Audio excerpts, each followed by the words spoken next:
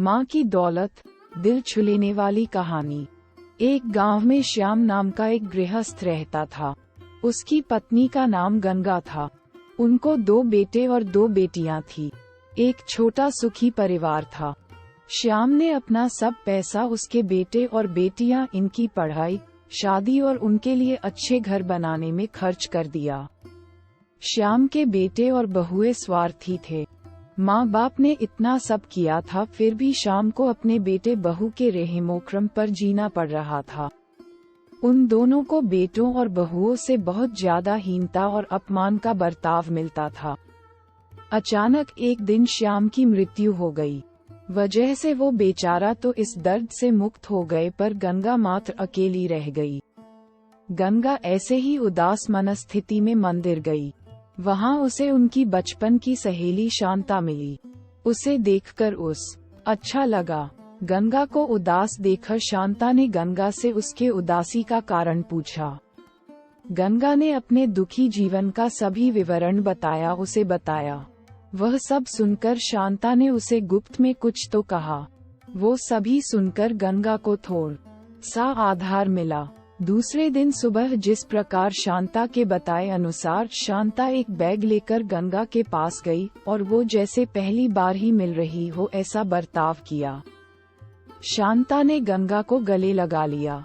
गंगा ने शांता को पूछा, शांता तुम यहाँ हमारे गांव में कब आए और किसके घर ठहरी हो? गंगा के दोनों बहू गंगा की आवाज सुनकर तुरंत अंदर से बाहर आई। उन दोनों को देखकर शांता बोली, अरे मैं दूसरे घर पर कहाँ रहूं?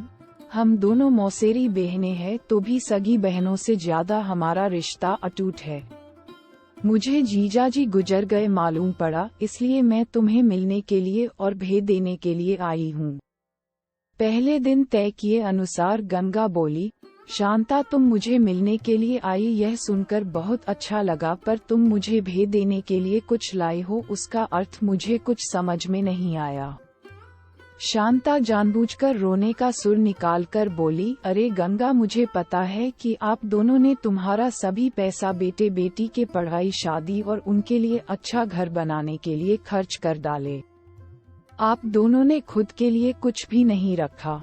ये सब ठीक है क्योंकि आपके बेटे और बहुएं सभी अच्छे हैं, इसलिए वह तुमसे प्यार से बर्ताव करते हैं, तुम्हें अच्छे से संभालते हैं, इसका मुझे पूरा भरोसा है।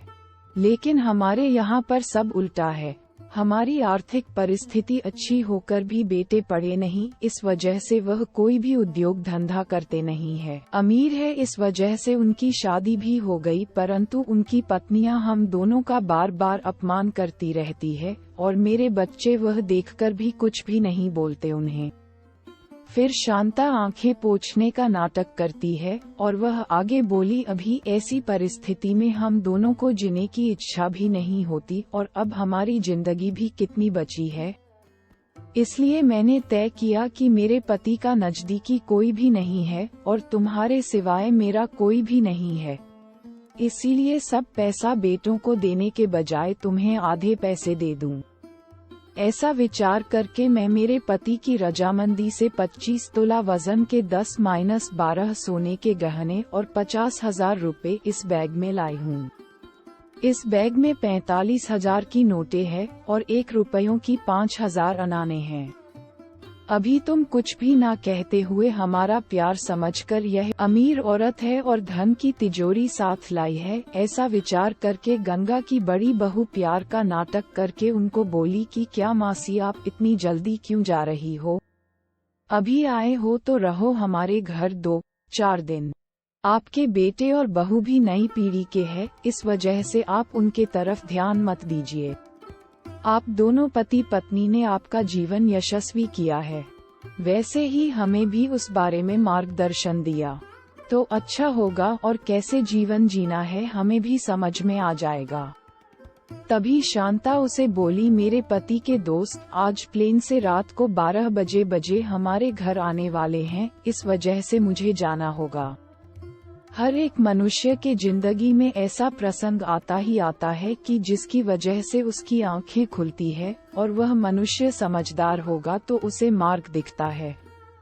ऐसा बोलकर शांता चाय पीकर शांता के जाने के बाद गंगा के दोनों बेटे और बहुएं उससे बहुत अच्छा बर्ताव करने लगी, बहुत प्यार और देखभाल करने लगे।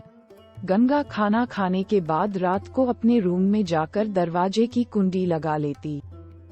शांता ने दिए हुए पैसे पत्थर पर पीटकर बजाकर गिनती थी। नानों का आवाज रात के समय स्पष्ट उनके बेटे और बहू को सुनाई देता था और उनका गंगा पर और ज्यादा प्यार बढ़ने लगता। ऐसा 5-6 महीने तक चलता रहा, लेकिन पैसे गिनने का काम मात्र खत्म नहीं हो रहा था और ये सिलसिला गंगा ने अपने मरने तक चालू रखा। गंगा के आखिरी 6 साल खुशियों में बीते, परंतु एक दिन अचानक गंगा की मृत्यु हो गई। उसके जाने के बाद रिवाज और लोकलाज के लिए उसके बहुओं ने और बेटों ने आंसू बहाए। फिर उन्होंने शमशान से आने के बाद उन्होंने तुरंत उस बैग का ताला खोला और क्या उनको धक्का लगा, क्योंकि उसमें सिर्फ पुराने समाचार पत्र, 4-5 वजनदार पत्थर और सिर्फ 1 रुपया था। वो रुपया भी पत्थर पर पीटने पर पूरा का पूरा खराब हो गया था। Thanks for watching video. Like, comment, subscribe. Red Heart Folded Hands. Please subscribe me. Folded Hands.